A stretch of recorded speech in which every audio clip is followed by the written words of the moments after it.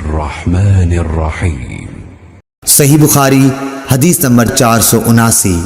अब्दुल्लाह बिन उमर या अब्दुल्लाह बिन उमरो बिन आस रदियल्लाहु ताला अन्हु से रिवायत है कि नबी करीम सल्लल्लाहु अलैहि वसल्लम ने अपनी उंगलियों को एक दूसरे में दाखिल किया।